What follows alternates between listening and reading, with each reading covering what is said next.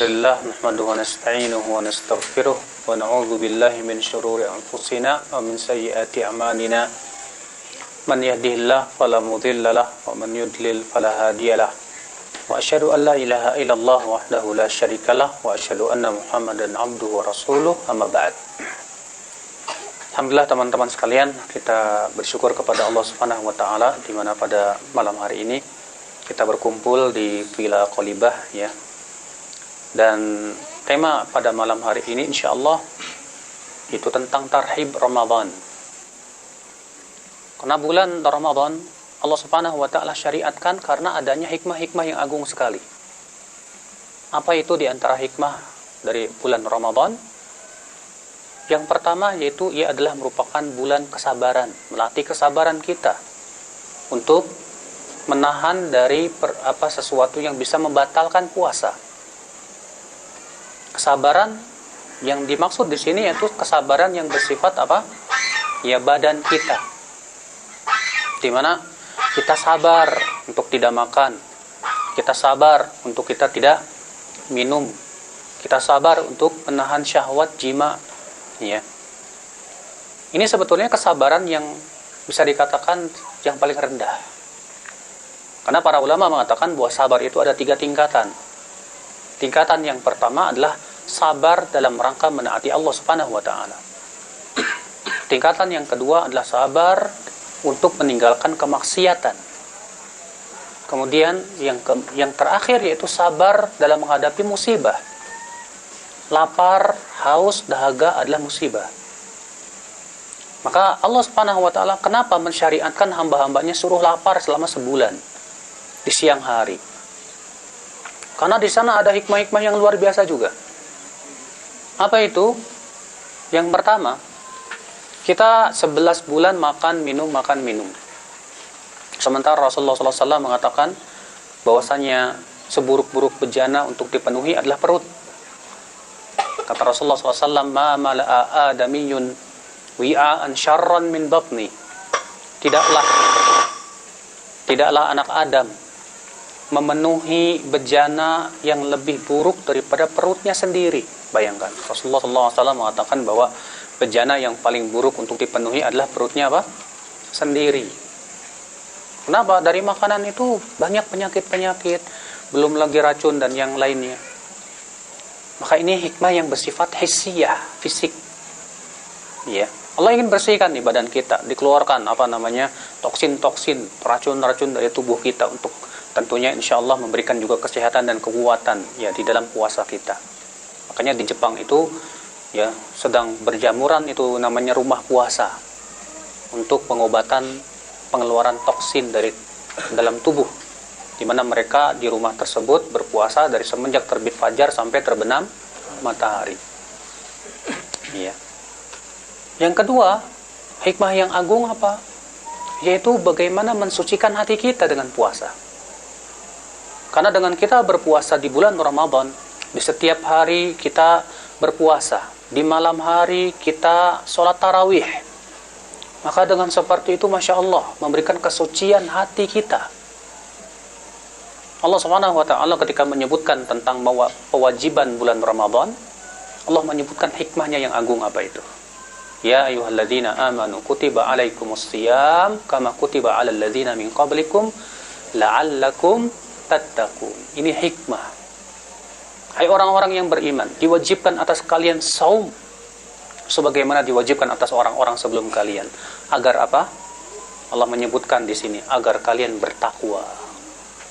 Subhanallah, takwa adalah tujuan paling agung dari saum Ramadan.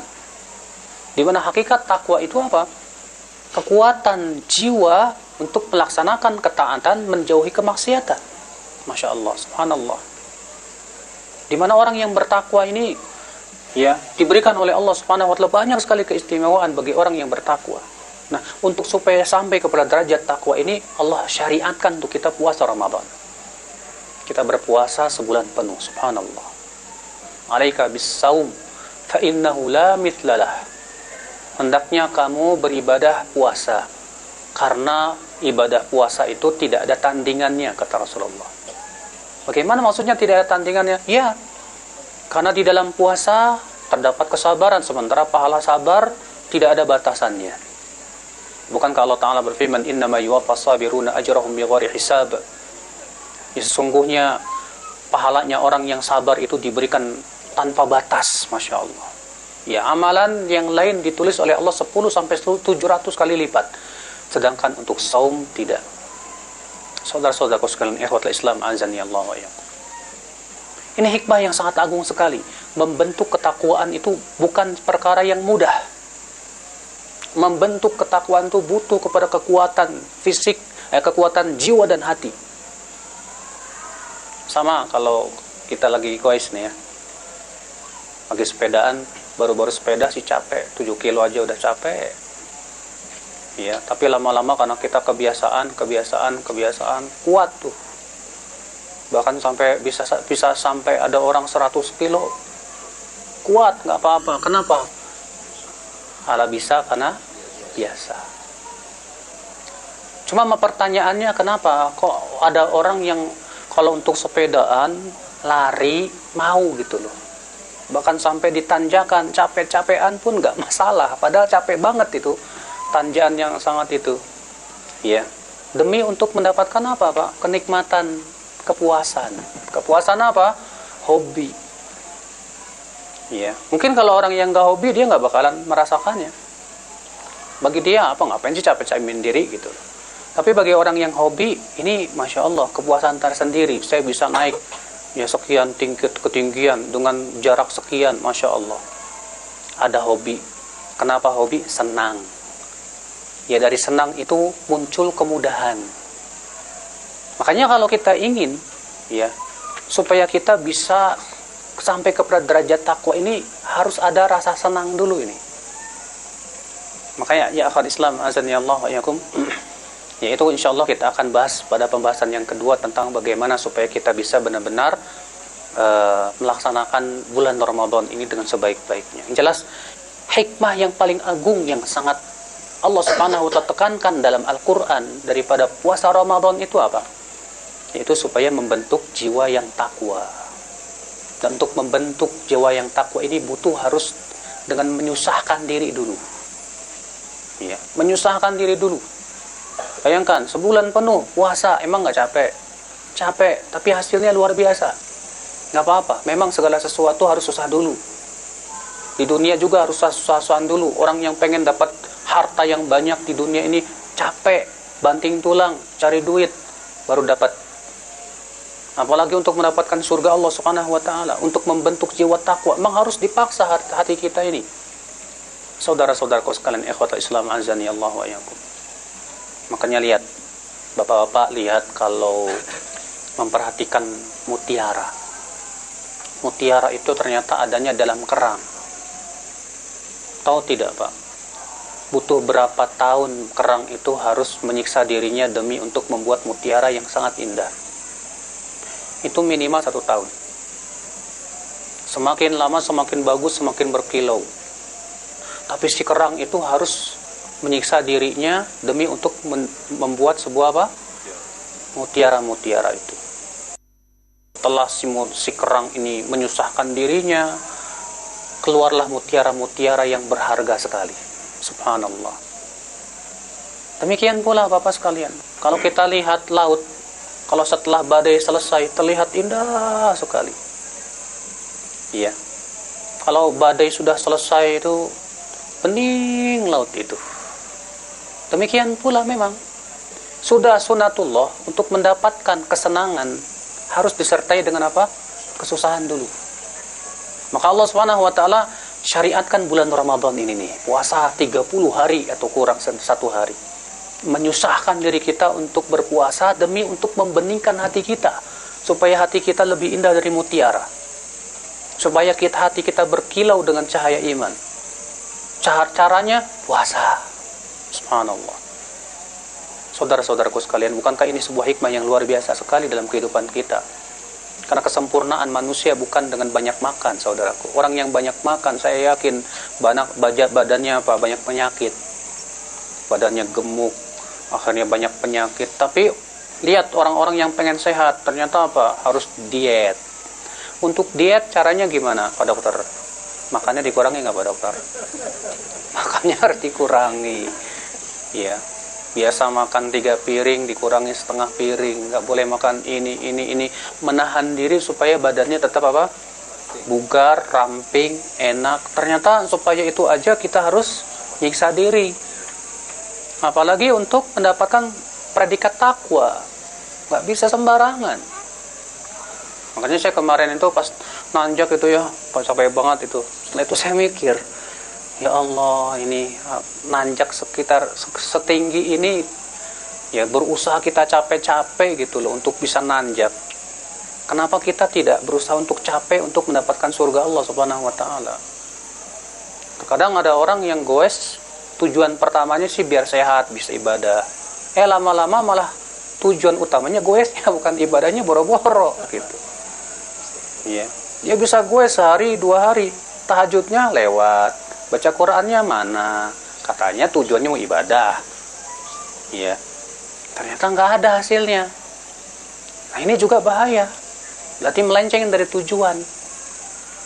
Saudara-saudaraku sekalian, ikhwatul Islam azani Allah wa iyyakum. Nah, ini jadi puasa Ramadan Allah Subhanahu wa taala syariatkan kepada kita ini sesuatu yang memang untuk kebaikan kita.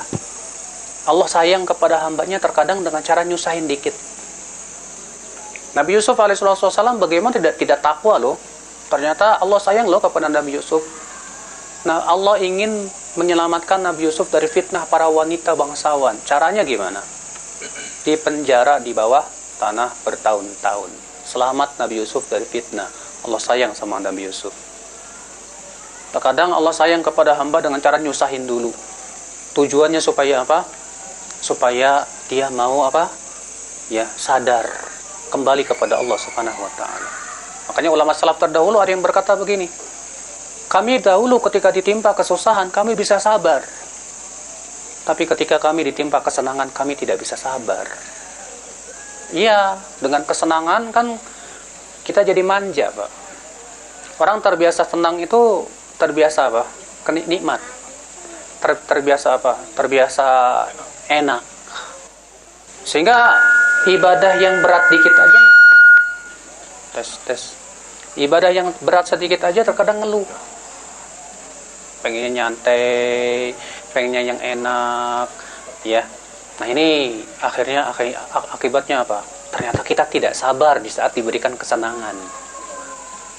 Iya. Saudara-saudaraku sekalian, ikhwata Islam azani Allah wa iyyakum. Lalu ada yang bertanya, kenapa sih harus sebulan? Kenapa enggak seminggu, kayak 2 minggu, kayak ini sebulan? Alhamdulillah enggak 2 bulan loh. Ya. Dan alhamdulillahnya Pak, puasanya umat Islam ini paling mudah dibandingkan dengan puasa umat-umat sebelum umat Islam. Sebelum umat Islam itu puasanya 24 jam. 24 jam mereka. Kita alhamdulillah dari terbit fajar sampai terbenam apa? Matahari. Alhamdulillah. Cuman 12 jam kalau di Indonesia. Setelah itu boleh makan, minum, jima, terserah. Ikhwatul Islam, saudara-saudaraku sekalian. Di antara hikmahnya saudaraku, kenapa sih harus sebulan? Sebab kalau seminggu, 2 minggu, ya belum mampu untuk membentuk kepribadian. Karena untuk membentuk hati itu butuh waktu yang cukup lama. Iya. Untuk membentuk kebiasaan itu butuh waktu yang cukup lama. Coba deh, kalau antum baca Quran cuma seminggu belum kerasa, belum menjadi sebuah kebutuhan dalam hati, Pak. Coba deh, antum baca Quran seminggu, 2 minggu, terkadang kita belum merasakan nikmatnya. Terkadang kita belum menganggap itu sebagai sebuah kebutuhan. Tapi setelah 1 bulan dibiasakan, di situ Allah Subhanahu wa taala ingin menjadikan puasa ini sebagai sebuah kebutuhan. Sebagai sebuah kebiasaan.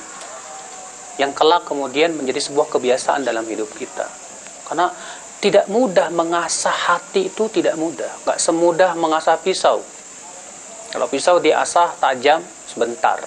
Tapi untuk mengasah hati, membiasakan di atas kebiasaan yang baik, itu butuh waktu yang cukup lama, saudaraku sekalian. Dahulu ada seorang ulama salaf terdahulu yang bernama Sabit bin Aslam, saya lupa namanya. Beliau berkata apa? Aku berusaha membiasakan diri baca Quran 20 tahun lamanya. Setelah 20 tahun aku baru diberikan oleh Allah kenikmatan baca Quran. Wah, bayangkan. Beliau berjuang baca Quran selama 20 tahun membiasakan diri, baru dikasih kenikmatan setelah 20 tahun. Ya. Makanya, akhi, ya, kita terkadang beribadah itu yang pertama-tama karena beban biasanya. Aduh berat, berat. Tapi ketika kita mulai merasakan manfaatnya gitu kan, mulai kita butuh. Ketika kita sudah mulai butuh, nah mulai nikmat, Pak. Iya. Coba deh kalau kita goes ya, di awal-awal capek, tapi kok rasanya badan ini seger rasanya. Badan jadi sehat. Kok saya merasakan nikmat ya badannya. Ketika kita merasakan manfaatnya dari olahraga apa? Jadi apa? Kebutuhan. Saat kita butuh, kita melakukannya nikmat tidak, Pak? Senang aja. Kita merasa senang. Demikian pula. Maka dari itulah ya akhul Islam, ini diantara hikmah kenapa Allah syariatkan puasa itu 1 bulan. Karena memang untuk mengasah jiwa, mengasah hati itu butuh waktu yang cukup lama. Bahkan kita harus lakukan itu seumur hidup sampai kita meninggal dunia. Saudara-saudaraku sekalian, maka pahamilah saudaraku, bahwa bulan Ramadan Allah syariatkan kepada kita itu karena Allah sayang sama kita. Ya, di dalam riwayat Tirmidzi Nabi sallallahu alaihi wasallam bersabda apa? Atwalun nasi ju'an yaumal qiyamah aktsaruhum syaba'an fid dunya. Orang yang paling panjang laparnya di akhirat itu orang yang paling kenyang di dunia. Tuh lihat. Yang paling panjang laparnya di mana? Di hari kiamat, di padang mahsyar. Di saat kita dikumpulkan di padang mahsyar, ternyata yang paling panjang laparnya, yang paling kenyang di dunia. Iya. Berarti kalau kita ingin supaya kenyang di akhirat, gimana caranya dong? Laparkan diri kita di dunia. Maka Allah Subhanahu wa taala berikan kesempatan supaya kita kenyang nanti di akhirat dengan disyariatkan bulan Ramadan. Alhamdulillah. Allah sayang kepada kita, Pak. Iya. Terkadang kita melihat bulan Ramadan ini sepertinya beban yang berat gitu loh. Padahal kalau kita pikirkan hikmah-hikmah yang luar biasa di belakangnya, sebetulnya itu sayang Allah kepada kita. Allah sangat sayang kepada hamba-hambanya. Allah tidak syariatkan 12 bulan ini Ramadannya 11 bulan. Enggak. Cuma 1 bulan Allah minta 1 bulan aja kok. Ya. Nah, saudara-saudaraku sekalian, ikhwatul Islam azani Allah wa iyyakum. Maka sadarilah saudaraku. Di depan kita ada sebuah bulan yang mulia. Ya, yang kita pikirkan adalah baik-baik yang kita jadikan mindset nih di pikiran kita nih. Apa yang kita pikirkan? Ini kesempatan saya untuk memperbaiki diri saya. Ini kesempatan saya untuk menggugurkan dosa-dosa saya. Ini kesempatan saya untuk meraih surga Allah Subhanahu wa taala. Alhamdulillah. Ya. Berapa banyak kesempatan-kesempatan kebaikan dalam Ramadan yang Allah sediakan. Pertama, puasanya. Kata Rasulullah, man shoma ramadhana imanan wa ihtisaban ghufira lahu ma taqaddama min dhanbi. Siapa yang saum Ramadan karena iman dan berharap pahala, akan diampuni dosa-dosanya yang telah lalu. Puasanya saja menggugurkan apa? Dosa. Kesempatan yang kedua, kata Rasulullah apa? Man qama ramadhana imanan wa ihtisaban ghufira lahu ma taqaddama min dhanbi. Siapa yang qiyam Ramadan? Apa yang dimaksud dengan qiyam Ramadan, saudaraku sekalian? Yang dimaksud dengan qiyam Ramadan adalah salat malam. Ya. Siapa yang qiyam di bulan Ramadan karena iman dan berharap pahala, ghufira lahu ma taqaddama min dzambih, akan diampuni dosanya yang telah lalu. Subhanallah. Rupanya, Pak, salat tarawih saja itu sudah menggugurkan apa? Dosa. Saumnya di siang bulan Ramadan menggugurkan dosa. Salat tarawihnya kita ketika qiyam di bulan Ramadan, ya, Masya Allah. Ternyata Rasulullah mengatakan siapa yang qiyam Ramadan Qiyam itu maksudnya sholat malam di bulan Ramadan. Karena iman dan berharap pahala akan diampuni dosa-dosanya yang telah lalu. Kesempatan yang ketiga apa, Pak? Allah berikan kesempatan satu malam yang disebut dengan malam Lailatul Qadar. Yang Allah sebutkan itu khairu min alfi syahr, lebih baik dari 1000 bulan. Bayangkan, lebih baik dari apa? Artinya beribadah di malam itu lebih baik daripada 1000 bulan. Antum sholat tarawih di malam itu lebih baik daripada sholat tarawih selama 1000 bulan. Antum baca Quran di malam itu lebih baik daripada membaca Quran selama 1000 bulan. Bayangkan kesempatan yang luar biasa yang Allah berikan kepada kita. Ya. Makanya Rasulullah sabda apa? "Wa man qama lailatal qadr imanan wa ihtisaban, ghufira lahu ma taqaddama min dhanbi." Siapa yang bangun di malam Lailatul Qadar karena iman dan berharap pahala, akan diampuni dosanya yang telah lalu. Bayangkan, subhanallah, kesempatan luar biasa. Kesempatan yang keempat apa lagi, Pak? Yaitu banyak bersedekah. Iya. Bukankah Rasulullah SAW di bulan Ramadan menjadi orang yang sangat dermawan? Ibnu Abbas mengatakan apa? Kana Rasulullah SAW ajwadan nas wa kana ajwadu ma yakunu fi Ramadan hina yalqahu Jibril. Adalah Rasulullah SAW manusia yang paling dermawan. Manusia yang paling apa? Dermawan. Dan beliau lebih dermawan lagi kapan? Di bulan Ramadan. Jadi pertanyaan, Pak. Kenapa Rasulullah lebih dermawan di bulan Ramadan? Kenapa enggak di bulan Syawal? Ibnu Rajab menyebutkan beberapa hikmah. Hikmah yang pertama, karena bulan Ramadan bulan yang sangat mulia, maka amal ibadah di bulan Ramadan dilipat gandakan. Yang kedua, Rasulullah menyebutkan bahwa pintu-pintu kebaikan itu 3. Yang pertama apa? Puasa. Yang kedua apa? Sholat malam. Yang ketiga apa? Sedekah. Subhanallah. Kalau kita di bulan Ramadan sudah ada 2 nih. Siangnya berpuasa, malamnya sholat malam. Berarti sisa 1 ini pintunya. Apa itu? Sedekah. Berarti ketika kita tambah dengan banyak sedekah di bulan Ramadan, lengkap sudah kita mempunyai 3 pintu kebaikan. Bayangkan, luar biasa tidak? Hikmah selanjutnya apa, Pak? Saum, puasa itu adalah perisai, kata Rasulullah. Perisai dari apa? Dari api neraka. Iya. Sedangkan sedekah, kata Rasulullah apa, Pak? Memadamkan dosa. Nah, kalau antum punya perisai tapi nggak punya pemadam, kurang kuat.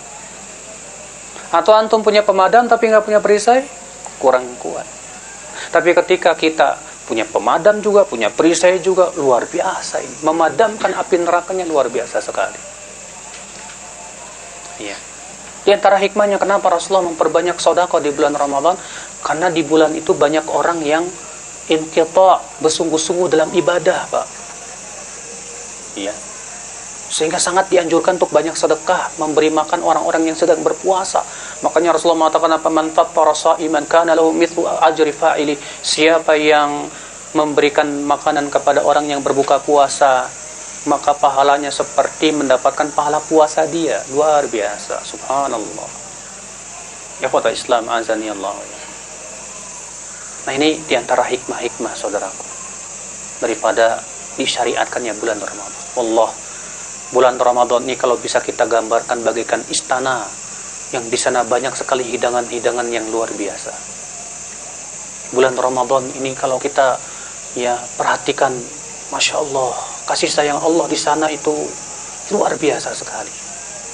Ya, kesempatan untuk menggugurkan dosa, memperbaiki diri, memperbaiki jiwa dan yang lainnya terbuka lebar-lebar.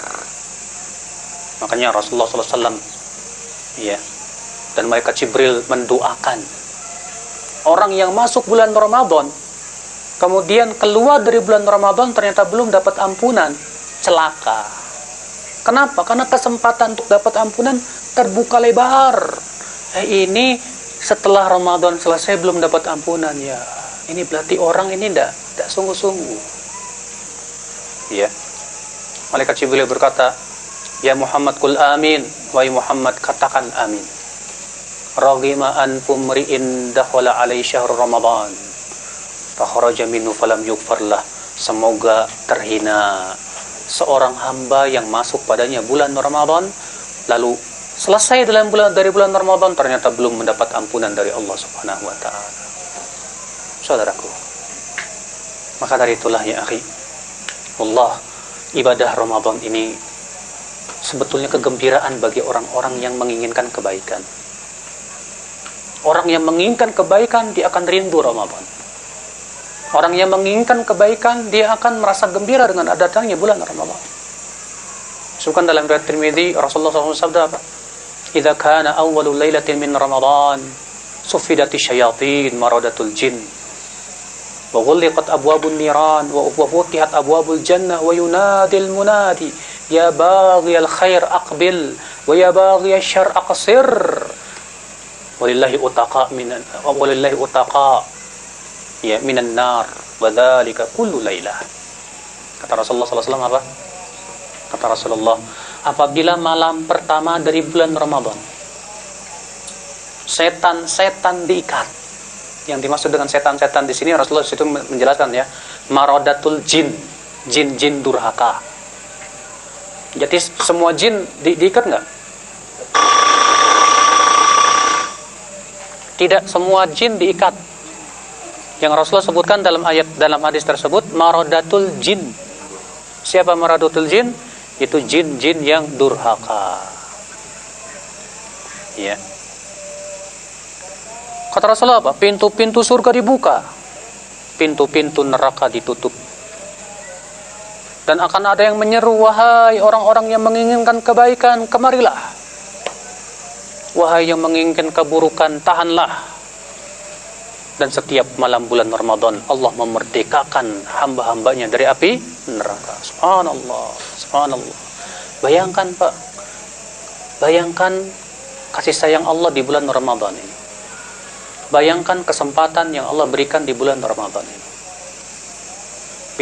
Pintu-pintu surga dibuka. Pintu-pintu neraka apa? Ditutup. Jin-jin yang durhaka diikat. Berarti kalau ada orang berkata begini, Ustaz, katanya setan-setan di bulan Ramadan diikat. Terus kenapa sih di bulan Ramadan masih ada orang berbuat maksiat? Saya jawab, Pak, sebab seseorang berbuat maksiat itu ada dua faktor. Faktor dari dalam, faktor dari luar. Faktor dari dalam apa? Hawa nafsu dan syahwat. Faktor dari luar apa? Setan. Setannya udah diikat, tinggal apa?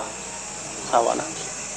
Makanya kalau antum lihat orang yang ngikutin hawa nafsu di bulan Ramadan, di luar bulan Ramadan lebih lagi. Lebih lagi. Saudara-saudaraku sekalian, ikhwatul Islam azani Allah wa iyyakum. Tapi inilah saudaraku ya, hikmah-hikmah yang sangat agung daripada disyariatkannya apa? Bulan Ramadan. Nah, sekarang pertanyaannya adalah bagaimana supaya kita bisa memaksimalkan bulan Ramadan yang akan datang ini? Ikhwatul Islam. Tentunya saudaraku sekalian,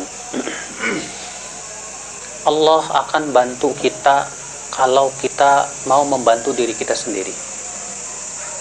Ingat, tanpa bantuan dari Allah kita tidak bisa merealisasikan ibadah. Makanya Allah Ta'ala berfirman apa? Iyyaka na'budu wa iyyaka nasta'in.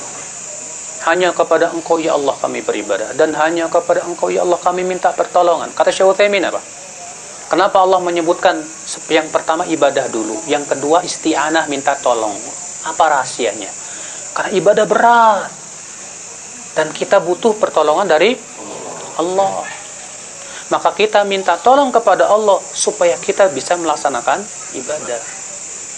Berarti Pak, di sini memberikan kepada kita dua faidah. Faidah yang pertama apa? Sebelum Ramadan ini banyak berdoa kepada Allah, minta tolong kepada Allah supaya Allah bantu kita untuk merealisasikan puasa. Allah, Kalau Allah tidak bantu kita susah, Pak. Banyak orang yang puasa tapi tidak dibantu sama Allah. Puasa, tapi nggak dibantu sama Allah. Akhirnya apa? Kerjaannya dari pagi sampai sore main game aja. Habis waktunya untuk hal yang sia-sia. Padahal kata Rasulullah SAW apa? Laisa siyam minal akil wasyurb. Puasa itu bukan sebatas menahan diri dari makan dan minum, kata Rasulullah. Tapi hakikat puasa apa, kata Rasulullah? Wa innamas siyam minal lagwi warrafat. Hakikat siyam itu menahan diri dari perbuatan yang sia-sia dan ucapan yang tidak baik. Ternyata ketika kita puasa pun juga disyariatkan untuk meninggalkan yang sia-sia. Yang sia-sia pun usahakan tinggalkan. Ada orang puasa tapi tidak dibantu oleh Allah, ghibah ya jalan terus, dusta ya jalan terus. Apa kata Rasulullah? Malam yada' qaula zur wal amala bih. Siapa yang tidak meninggalkan berkata dusta dan terus-menerus mengamalkan berkata dusta, falaisa lillahi hajatun fi an yada'a ta'amahu wa syarabah. Allah tidak butuh pada puasanya itu. Kok bisa ya? Ada orang yang puasa matanya masih jelalatan. Ada orang yang puasa tapi kalau nyakitin orang ngebully masih doyan. Ada orang yang puasa tapi kok masih berdusta. Jawabnya, Allah belum membantu ia dalam puasanya. Sama dengan ada orang yang sholat tapi kok sholatnya nggak bisa khusyuk. Ada orang yang sholat pengennya cepat-cepat. Pernah dengar nggak, Pak? Sholat tarawih tercepat di dunia. Berapa menit katanya? 7 menit. Berapa rakaat? 23 rakaat 7 menit. La haula wala quwata. Dalilnya, mereka bawa dalil lagi. Apa katanya? Berlomba-lomba adalah dalam kebaikan. Oh, kalau berlomba-lombaan kan kita harus cepet-cepetan. La haula. Apa seperti itu makna ayat? Kita aplikasikan dengan salat malamnya Rasulullah SAW. Berlombanya itu justru dengan panjang-panjangan. Ini kok dengan cepat-cepatan. Kenapa sih ada sholat itu kayak nggak betah, Pak? Jawabnya satu, dia tidak dibantu oleh Allah. Berarti kita harus minta kepada Allah. Yang kedua apa? Kalau kita berdoa berarti kita juga harus merealisasikan buat diri kita sendiri.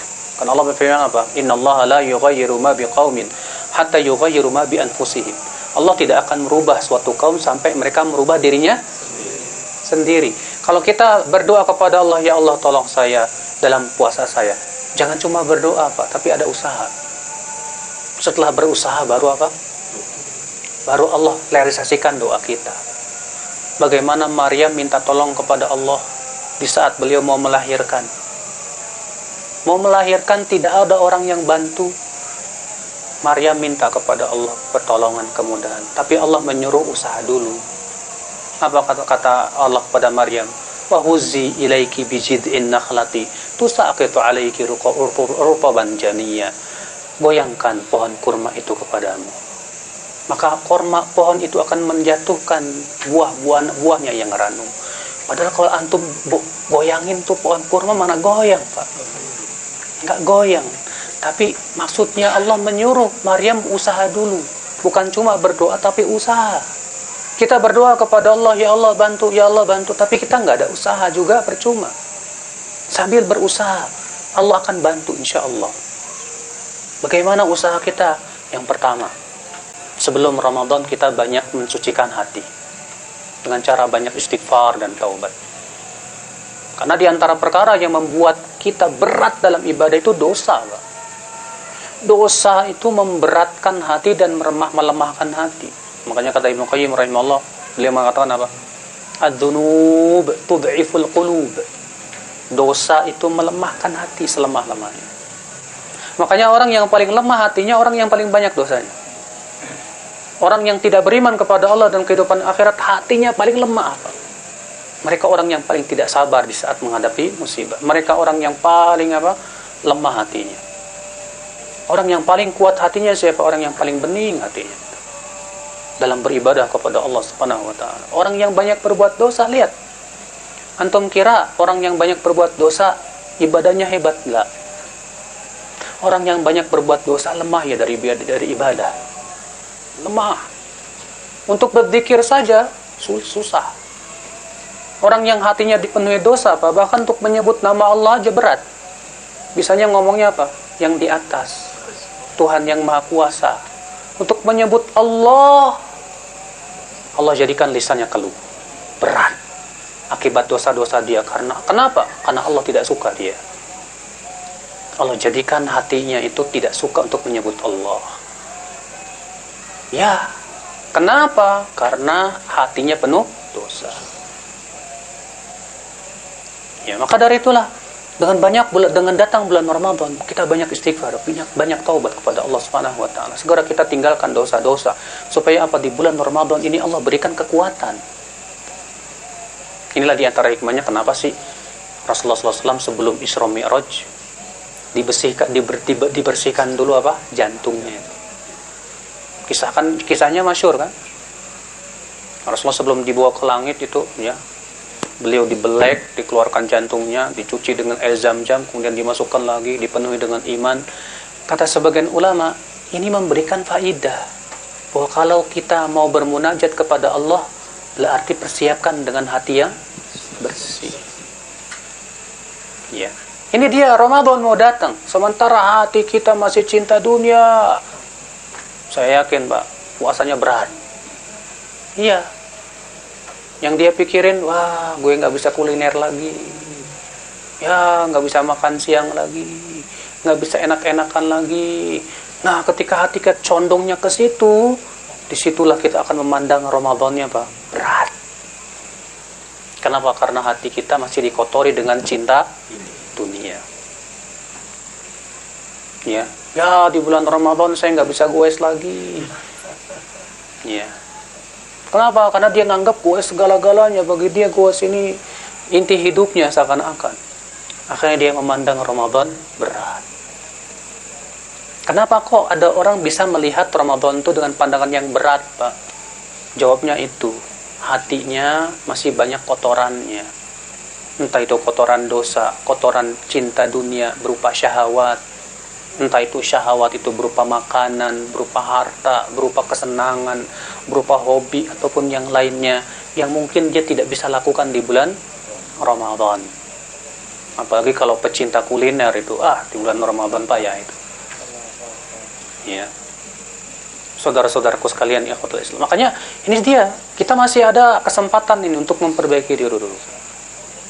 Ya. Masih ada setengah bulan lagi kita untuk banyak istighfar, banyak taubat, dan terus memperbaiki hati kita. Supaya ketika bulan Ramadan kita siap untuk fight. Ya. Saudara-saudaraku sekalian. Kemudian yaitu usaha yang kedua adalah pembiasaan dari sekarang. Dari sekarang coba, nih sekarang masih tersisa setengah bulan lagi. Coba kita mulai buka mushaf, Pak. Buka mushaf, baca Quran. Ramadan kemarin alhamdulillah saya khatam berapa? Sekali khatam. Masa Ramadan sekarang masih sekali lagi juga. Nggak ada perkembangan kayaknya. Saya punya target ini. Ramadan kali ini saya harus bisa 2 kali khatam. Gimana caranya? Harus ada cara. Setelah kita punya target, sebulan Ramadan ini 2 kali khatam. Berarti dalam 1 hari saya baca berapa juz? 2 juz. Untuk bisa capai 2 juz gimana dong caranya? Coba pikirkan baik-baik, Pak. Kalau sebatas berangan-angan doang, percuma. Banyak di antara kita ini cuma berangan-angan. Makanya kata Al-Hasan Al-Basri apa? Laisal iman bitamanni wala bitahalli. Iman itu bukan sebatas berangan-angan. Banyak orang cuma berangan-angan. Saya pokoknya mau khatam 2 kali. Pas masuk Ramadan, kenapa? Karena nggak ada persiapan masalahnya. Di sini sekarang harus ada persiapan. Coba kita semua ini ya, nih Rikoci kalau bisa nih ya, persiapan mau bulan Ramadan. Ayo kita targetkan ya. Kita baca Quran 1 hari setengah juz. 1 hari setengah juz. Ya. Seminggu ini, nanti seminggu berikutnya 1 hari 1 juz. Pas masuk Ramadan 1 hari 2 juz. Ya. Itu insya Allah bisa kalau kita mau ada keinginan yang kuat. Saudara-saudaraku sekalian, ikhwata Islam azani Allah wa iyyakum. Nah, kalau kita ada keinginan seperti ini, ya, kita berusaha untuk bagaimana saya punya target yang jelas nanti di bulan Ramadan, insya Allah.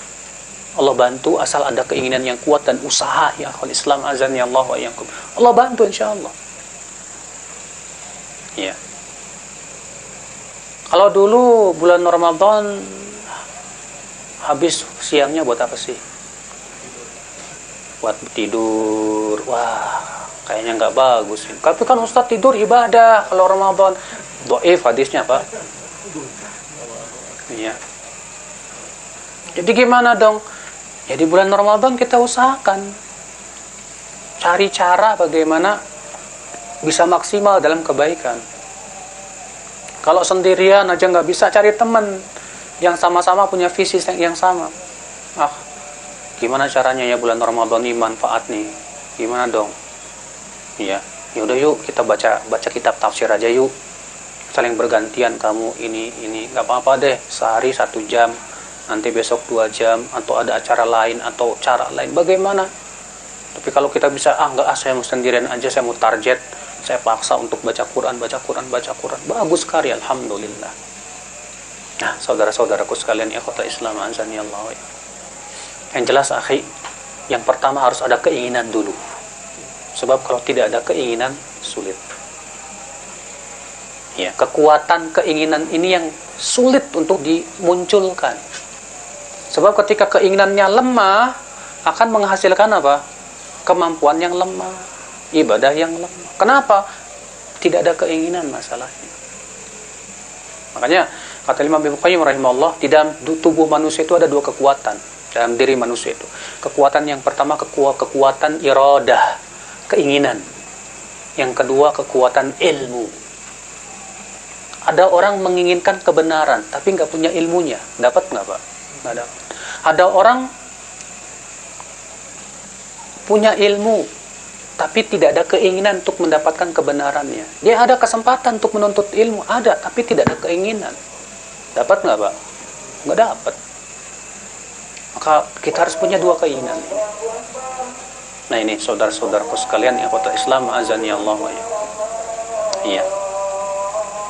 Ini ada yang azan, kita jawab dulu aja ya.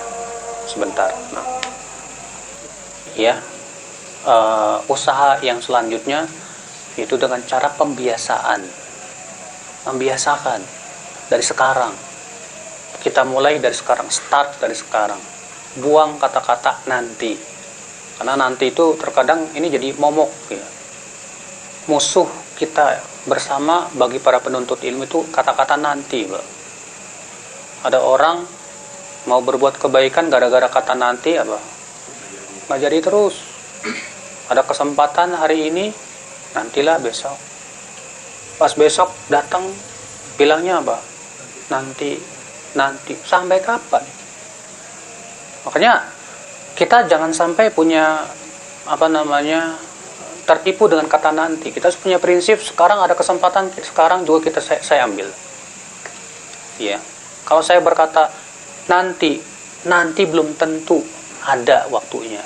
Mungkin nanti tahu-tahu ajal datang duluan. Makanya Al Hasan Al Basri berkata apa? Iya buat taswif. Jauhi oleh kamu taswif. Taswif itu artinya menunda-nunda, nanti. Fa innaka fi yaumik wa lasta fi ghadik, kata beliau. Karena kamu sekarang berada di hari ini, bukan hari esok. Kalau hari esok masih ada, kamu akan bisa seperti hari ini. Tapi kalau hari esok sudah tidak ada, kamu tidak akan menyesali. Kalau kamu betul-betul memaksimalkan hari ini. Maka saudaraku sekalian, ikhwata Islam azani Allah. Nah ini usaha selanjutnya, yaitu pembiasaan diri. Karena untuk membiasakan ini memang harus ada keinginan yang kuat tadi ya. Dan terus kita paksa diri kita. Harus paksa. Nggak bisa. Kadang mau baca Quran tahu nggak, Pak? Di awal-awal berat loh, Pak. Bismillahirrahmanirrahim. Alhamdulillah. Terus terkadang baru setengah lembar aja Kayak lama benar. Iya. Saya kalau terasa berat baca Quran tuh saya mikir, kemarin aja saya sepedaan berat-berat gitu, kok bisa? Masa sekarang nggak bisa? Kok ajib gitu? Masa mau nanjak sepedaan aja maksain diri mau gitu loh? Mau baca Quran maksain diri nggak bisa? Oh nggak bisa, harus dipaksa ini. Dan ternyata subhanallah setelah kita paksa malah seneng kitanya. Tapi kalau kita ngikutin keinginan kita, aduh kok lama banget sih. Nah, disitulah kita akan mulai bosan. Apalagi kalau di dekat kita ada HP, ting tong Makanya kalau lagi baca Quran matiin aja deh HP. Matiin semuanya biar fokus. Ya. Dan manfaatnya lagi adalah apa? Tadabbur. Kata Ibnu Taimiyah, tidak ada sesuatu yang paling bermanfaat untuk hati kita dari mentadaburi Al-Quran. Ya. Gimana kita bisa mentadaburi ayat-ayatnya? Ayat per ayat kita pahami. Jangan artinya kita ambil terjemahan, kita pahami sendiri. Enggak. Tapi kita ambil kitab-kitab tafsir, baca tafsir para ulama, bagaimana mereka menafsirkan ayat-ayat. Ya, supaya kita paham. Dan kalau kita mentadaburi Al-Quran, itu bertambah keimanan kita, ya. Ya. Nah, saudara-saudaraku sekalian. Jadi, ya, untuk pembiasaan ini, jauhi kata apa? Nanti. Kata nanti dulu deh. Kalau ada bilang nanti aja. Ya. Sekarang ada kesempatan saya baca Quran. Saat ketika baca Quran, mulai berat, ingat. Ini godaan setan. Saya coba biasakan. Lawan mujahadah, melawan hati setan kita ini. Ya kata Islam azani Allah wa iyyakum, saudara-saudaraku sekalian. Iya. Nah, saudaraku sekalian, saya tidak ingin berlama-lama. Yang jelas adalah yang terpenting bagi kita. Mari kita sambut bulan Ramadan ini dengan kegembiraan. Mari kita persiapkan diri dengan sebaik-baiknya untuk menyambut kedatangan bulan yang sangat mulia ini. Yakini bahwasanya bulan Ramadan ini kesempatan barangkali terakhir buat kita. Kita merasa kita tidak tahu apakah kita akan datang Ramadan kembali kepada kita atau tidak. Kalau kita menganggap seakan-akan ini Ramadan terakhir kita, mungkin kita akan bersungguh-sungguh insya Allah. Iya. Yang jelas ini Ramadan, kesempatan kita untuk mendapatkan ampunan luar biasa sekali. Kita gunakan kesempatan ini. Ya, karena semua kita pasti akan meninggal dunia. Kesenangan dunia selesai. Setelah kita meninggal dunia, yang akan kita bawa adalah apa? Amal. Dan ini kesempatan kita untuk mempersiapkan apa? Amal saleh. Wallahu a'lam. Ya, kita buka tanya jawab. Barangkali ikhwah semua ada yang mau bertanya, silakan. Nah. Assalamualaikum warahmatullahi wabarakatuh. Alhamdulillah, alamin. Terima kasih kepada Ustaz yang begitu panjang lebar menjelaskan manfaat untuk mengikuti bulan Ramadan. Saya mau bertanya terkait masalah menyambut dengan rasa gembira. Kebetulan saya sehari-hari di pasar. Terkadang merasa gembira ini kalau di bulan Ramadan itu kan omset semakin banyak, Ustaz. Nah, itu terbenaknya gembiranya ke arah duniawi. Nah, pertanyaan anak, bisa mengurangi nggak pahala di dalam ibadah di puasa? Itu salah satunya pertanyaan. Yang kedua, anak mengajar ke anak untuk berpuasa itu ada sesuatu dijanjikan kalau cacat sehari atau 2 hari kita dikasih hadiah. Itu boleh nggak hukumnya, Ustaz? Terima kasih. Assalamualaikum warahmatullahi wabarakatuh. Assalamualaikum warahmatullahi wabarakatuh. Tentunya jangan sampai motivasi kita gembira bulan Ramadan itu yang terbesar adalah materi dunia. Kita gembira dengan bulan Ramadan, kenapa? Karena omset saya bakalan meningkat, duit saya akan lebih banyak, dan yang lainnya. Ini kegembiraan yang dicela oleh Allah Subhanahu wa taala. Iya. Lihat, Allah mencela si Korun yang gembira dengan harta. Allah menyebutkan dalam surat Al-Qasas, wa kharaja ala qaumihi fi zinatihi, keluarlah si Qarun itu dengan apa? Perhiasan-perhiasannya. Sampai Allah mengatakan apa? La tafrah, innallaha la yuhibbul farihin. Jangan kamu bergembira, sesungguhnya Allah itu tidak cinta kepada orang yang bergembira seperti itu. Kata para ulama, yaitu gembira sebatas dengan kehidupan dunia. Allah menyuruh kita kaum mukminin untuk bergembira dengan apa? Karunia dan rahmatnya berupa iman dan Al-Quran. Allah berfirman, fabima qul bifadlillah wa birahmatih fabidzalika falyafrahu wa khairum mimma yajma'un. Katakan, hai Muhammad, dengan karunia Allah lah, yaitu keimanan, wa rahmati, dan rahmatnya yaitu Al-Quran, fabidzalika falyafrahu, hendaklah mereka bergembira. Wa khairum mimma yajma'un, itu lebih baik daripada apa yang mereka kumpulkan dari kehidupan dunia. Allah menyuruh kita itu gembiranya dengan apa? Keimanan, dengan Al-Quran, dengan rahmat. Allah mengatakan itu lebih baik daripada apa yang mereka kumpulkan dari kehidupan dunia. Bukan artinya kita tidak boleh mengumpulkan kehidupan dunia.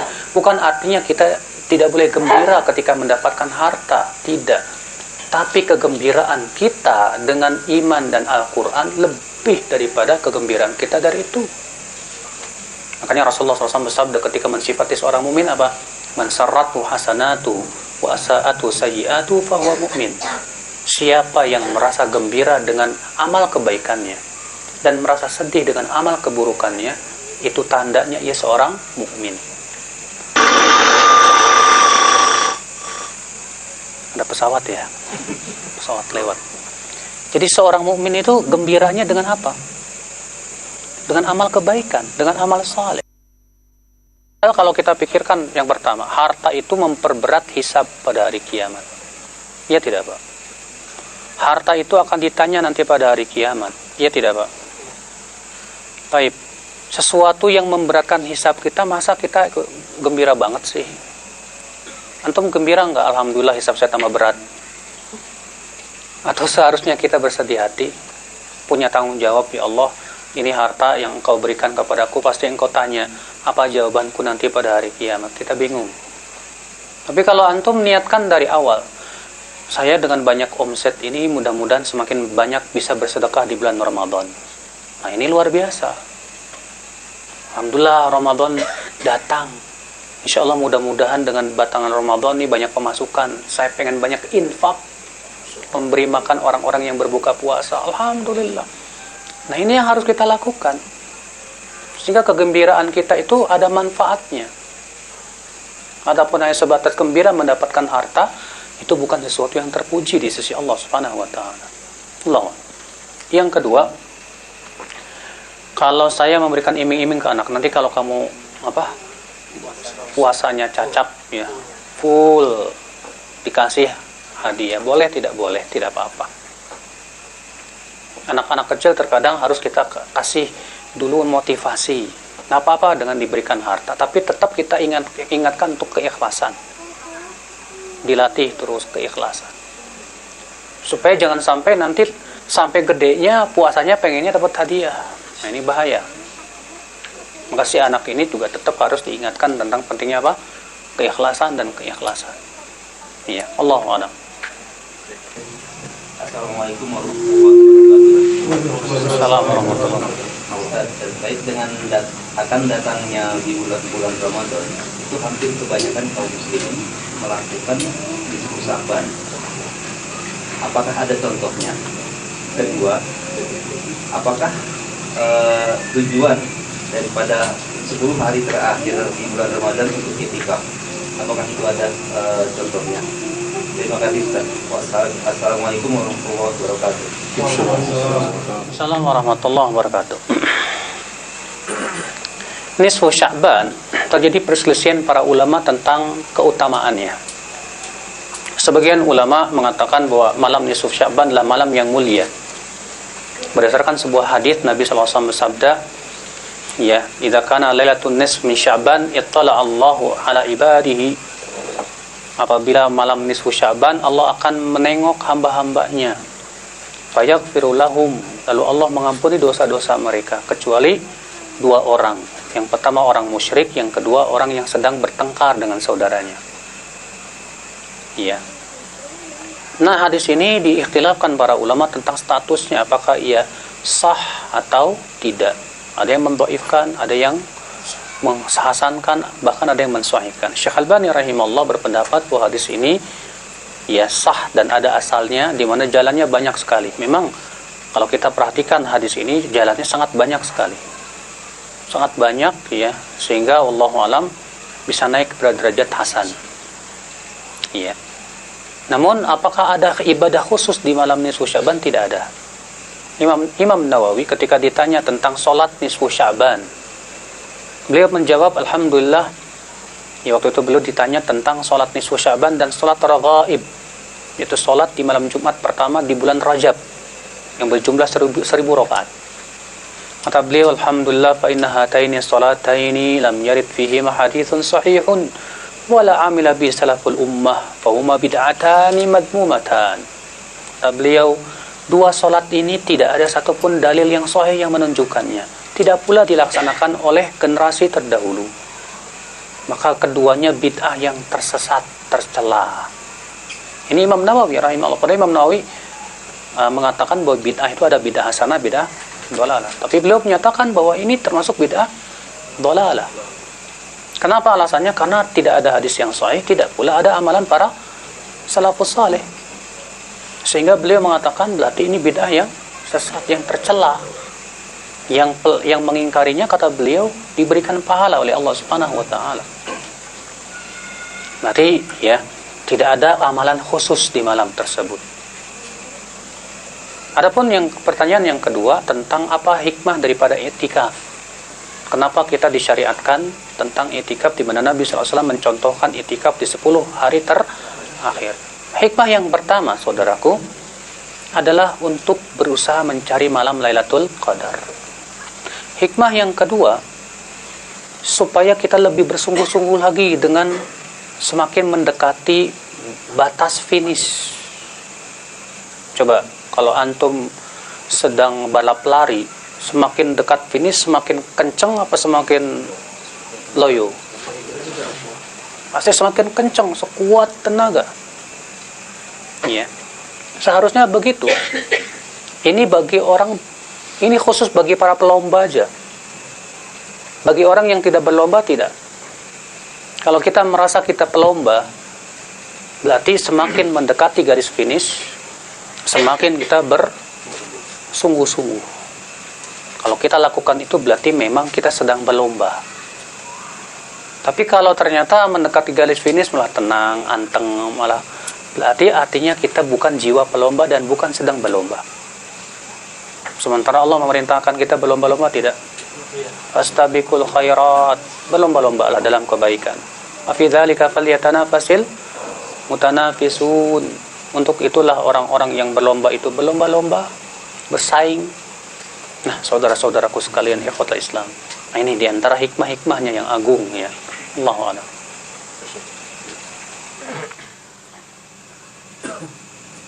Bismillahirrahmanirrahim. Assalamualaikum warahmatullahi wabarakatuh. Alhamdulillah kajian ini membuat recharge lagi semangat saya untuk menghadapi Ramadan. Dan saya merasa bahwa ada satu target yang memang harus kita siapkan. Cuma pertanyaannya begini, Ustaz. Bagaimana menjaga semangat berlomba-lomba dalam kebaikan yang begitu penuh semangat di bulan Ramadan, tapi ketika di luar Ramadan, Ustaz? Kadang-kadang kita juga di bulan Ramadan mampu hatam 2, 3, tapi ketika di luar Ramadan ternyata kita kembali ke habitat lama, bahkan hatam saja sampai 2 bulan, 3 bulan baru hatam lagi. Nah, bagaimana menjaga charging kita tetap semangat seperti di bulan Ramadan ini, Ustaz? Mohon supportnya dan tipsnya, Ustaz. Terima kasih. Assalamualaikum warahmatullahi wabarakatuh. Ini pertanyaan yang membuat saya berkeringat ini, Pak. Karena semua kita sama. Tidak antum, tidak anak, semua kita sama. Di bulan Ramadan kita berusaha sungguh-sungguh, setelah selesai Ramadan ternyata loyo lagi. Karena memang di bulan Ramadan sebab-sebabnya banyak sekali, Pak. Siangnya kita puasa. Puasa sendiri sudah pintu kebaikan. Malamnya kita sholat malam itu sendiri sudah membuka pintu kebaikan. sudah begitu disertai dengan sedekah, itu sudah membuka pintu kebaikan. Bagaimana tidak akan terbuka semua kebaikan di bulan Ramadan sementara pintu-pintunya semua sudah kita miliki? Berarti kalau kita ingin seperti di bulan Ramadan, berarti pintu itu harus kita selalu miliki. Karena seperti halnya kita ingin masuk ke sebuah rumah, berarti kita harus tahu pintunya. Kalau pintunya kita tahu tapi nggak punya kuncinya juga nggak bisa buka. Tapi kalau kita punya kuncinya, ternyata pintu kebaikan ini ada 3. Apa itu? Saum, salat malam, sedekah. Kalau 3 ini ada terus, insya Allah, biiznillah, kita akan bisa terus. Misal, di bulan Ramadan sudah selesai, alhamdulillah. Gimana caranya supaya di bulan-bulan saya saum masih terus bisa saya lakukan? Setidaknya puasa Senin, Kamis. Senin, Kamis, Senin, Kamis, Senin, Kamis. Saya bisa jaga betul-betul, itu luar biasa. Berarti kita harus punya pintunya dulu. Sebab kalau pintunya ketutup satu, ya, kalau Ramadan 3-3-nya kebuka pintunya semua. Pintu puasa, pintu salat malam, pintu sedekah. Sehingga kita bisa masuk kepada kebaikan semuanya. Nah, di setelah bulan Ramadan ada yang tertutup satu, pintu puasa sama pintu sedekah mulai berkurang. Tersisa pintu apa? Salat malam juga sudah mulai ketutup. Gimana kita akan terbuka kebaikan? Kenapa? Karena pintunya sudah mulai kita tutup satu persatu. Akhirnya kita juga tidak bisa masuk ke dalam rumah kebaikan tersebut. Ya, kecuali dengan susah payah. Maka kalau kita ingin seperti di bulan Ramadan, kita berarti harus punya usaha untuk bisa terus membuka pintu-pintu yang 3 tersebut. Insya Allah, ya, Allah selalu berikan kepada kita kemudahan. Allahu a'lam. Assalamualaikum warahmatullahi wabarakatuh. Terima kasih untuk kesempatan yang diberikan. Saya ingin bertanya Ustaz tentang yang tadi sempat dikemukakan tentang hobi. Misalkan kita hobi kuliner, hobi olahraga, goes dan sebagainya. Bolehkah kita, misalkan kita kuliner, kita ingin, ternyata ini kesempatan ada event ini hanya ada ini nanti baru ada lagi nanti mungkin beberapa bulan ke depan, atau mungkin ada event goes yang sangat bagus sehingga adanya saat sekarang ini ketika kita sedang ada di bulan Ramadan dan nanti kesempatan lagi sulit lagi menjumpai event yang seperti itu, lalu kita melakukan kuliner tersebut, kemudian kita ikuti goes juga ataupun hal-hal yang lain, kemudian kita nanti berpikiran nanti dibayar di luar bulan Ramadan. Apakah punya pemikiran seperti itu dibenarkan, Ustaz? Juga misalkan ada kondisi kita bekerja harus berpanas-panas di bawah terik matahari, kita merasakan kehausan yang sangat, kemudian kita putuskan untuk batal puasanya, kemudian kita berpikiran nanti dibayar di luar bulan Ramadan. Apakah seperti itu juga dibolehkan? Terima kasih Ustaz. Wassalamualaikum warahmatullahi wabarakatuh. Ya, mungkin maksud Pak Dokter ada event goes nih di bulan Ramadan. Kapan lagi saya bisa? Nanti kalau puasanya saya bisa qadha. Saudaraku, sesuatu yang wajib jangan sampai kalah oleh sesuatu yang mubah.